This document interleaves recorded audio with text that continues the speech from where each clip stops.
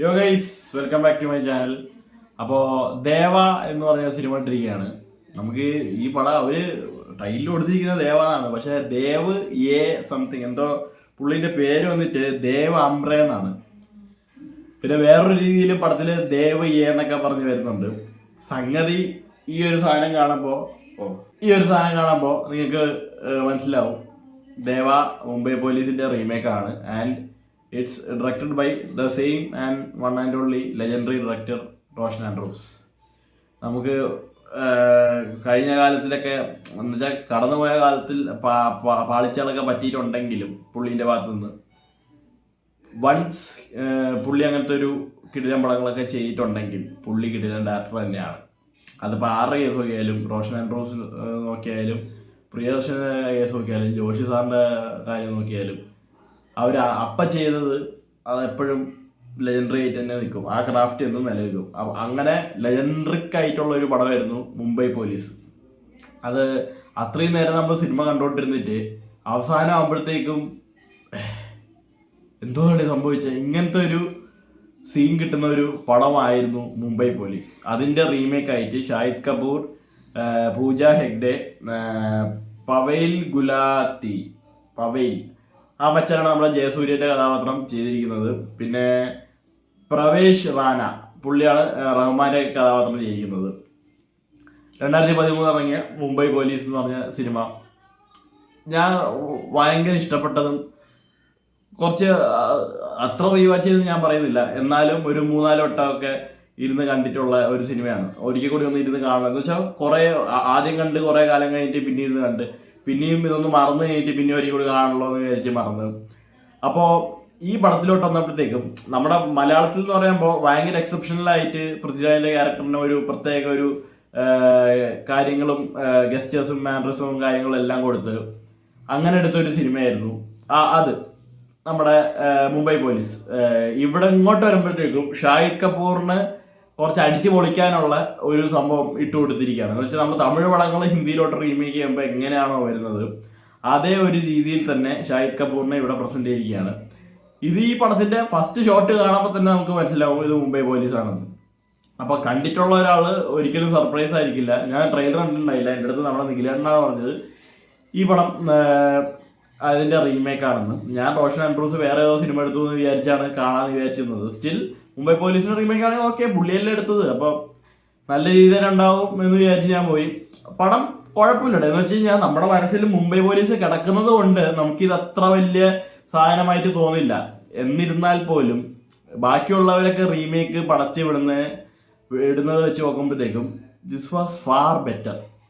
ഇത് ഇരുന്ന് കണ്ടോണ്ടിരിക്കാൻ നമുക്ക് പറ്റുമായിരുന്നു. കാരണം എന്ന് വെച്ചാൽ ആ ഒരു സിനിമ ഉണ്ടെങ്കിൽ പോലും ഇതിന്റെ വേറെ കുറെ ഡീവിയേഷൻസ് കാണിക്കുന്നുണ്ട്. എന്ന് വെച്ച് കഴിഞ്ഞാൽ ഞാൻ ട്വിസ്റ്റ് പറയുന്നില്ല, മുംബൈ പോലീസിന്റെ ട്വിസ്റ്റ് ഇനിയിപ്പം നിങ്ങൾ ആരും കാണാത്തവരുണ്ടെങ്കിൽ ഞാൻ അത് ബ്രേക്ക് ചെയ്യുന്നില്ല, കാരണം അത്ര ഒരു വലിയൊരു സാധനമായിരുന്നു അത്. അപ്പോൾ അന്നത്തെ കാലത്ത് ഇതൊന്നും അത്ര പരിചിതമല്ലാത്തൊരു സമയമായിരുന്നത് കൊണ്ട് അന്ന് അത് നല്ല രീതിയിൽ വിറ്റുപോയി. പൃഥ്വിരാജ് അങ്ങനത്തെ ഒരു ക്യാരക്ടർ ചെയ്യുമെന്ന് ആരും പ്രതീക്ഷിച്ചില്ല. പുള്ളി ഡിഫറൻ്റ്ലി ഒരു അപ്രോച്ച് ചെയ്ത് നമുക്ക് കാണിച്ചു തന്നു. ആൻഡ് ഇങ്ങോട്ടേക്ക് വരുമ്പോഴത്തേക്കും ഇന്നത്തെ കാലത്ത് അതിന് വലിയ ഒരു പ്രൊമിനൻസി ഇല്ലാത്തത് കൊണ്ട് തന്നെ അവര് വേറൊരു രീതിയിലേക്ക് കഥ വഴിതിരിച്ച് വിട്ടിട്ടുണ്ട്. പിന്നീട് പൂജ ഹെഗ്ഡെയുടെ കഥാപാത്രം നമ്മുടെ മറ്റേതിൽ അങ്ങനത്തെ വലിയ റൊമാൻറ്റിക് ട്രാക്കൊന്നുമില്ല, ഇതിൽ ചെറുതായിട്ട് റൊമാൻറ്റിക് ട്രാക്ക് കാണിച്ചിട്ടുണ്ട്.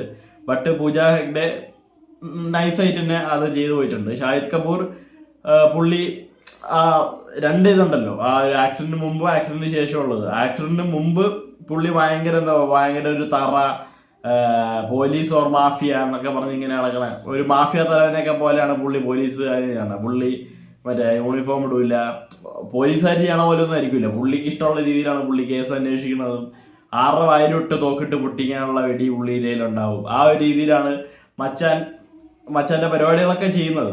അപ്പൊ അതൊക്കെ കഴിഞ്ഞിട്ട് പിന്നെ സെക്കൻഡ് ഹാഫിലോട്ട് വരുമ്പോഴത്തേക്കും രണ്ടിലും story same. He searching for someone. പുള്ളിക്ക് അറിയായിരുന്നു ഇങ്ങനത്തെ ഒരാളെ, എന്ന് വെച്ചാൽ ഈ ഒരു പർട്ടിക്കുലർ പേഴ്സണെ കൊന്ന ഒരാളെ ഞാൻ കണ്ടുപിടിച്ചിരിക്കുന്നു.